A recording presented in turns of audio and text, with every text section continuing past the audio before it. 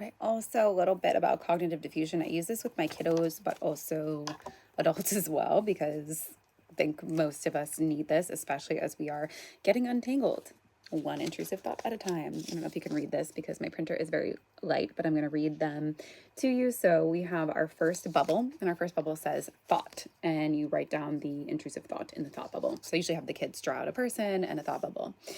And then the second bubble says, I'm having the thought that. The third bubble says, I'm noticing myself having the thought that. And then the fourth bubble says, I'm observing myself noticing having the thought that, right? So this is a cognitive diffusion exercise, which just helps us to create space between ourselves and our thoughts, right? So I do offer that to them as something that they can do mentally throughout the day. So let's say an intrusive thought pops into their head. What if I left the stove on, right? And they can then say, I'm having the thought that, what if I left the stove on? I'm noticing myself having the thought that, what if I left the stove on? I'm observing myself, noticing, having the thought that. Right. But even just in the moment, to be able to apply a cognitive diffusion tool when you're having an intrusive thought to help you create space between you and your thoughts, right? Because clients with OCD experience what I call like thought enmeshment or thought fusion, right? Similar to,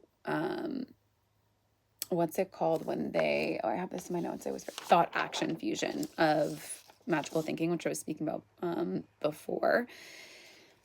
Thought, I call it thought fusion. So I'm sure people already call it that, but right, people with OCD, they have a thought and it becomes such a visceral experience so quickly before they even realize sometimes that they had that thought. Sometimes they just have the, they're already like compulsing before they even notice the thought or what the sensation and felt experience was in the body, right? So I am really body based, as you know from this channel maybe already.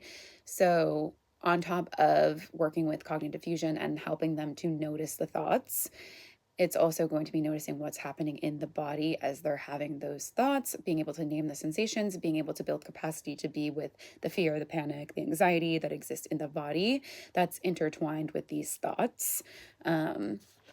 That they feel they cannot, handle in some sense of the word, or feel so overwhelming that they use the compulsion to soothe how they're feeling in their body as they're having these thoughts, right? Because the more space that we can create between ourselves and our thoughts, right, over time we learn that we don't need to be so afraid of this thought. It's not a bad thought. It is a thought. And as we start to be with those feelings in the body, we learn we can handle those feelings, and then the thoughts naturally decrease.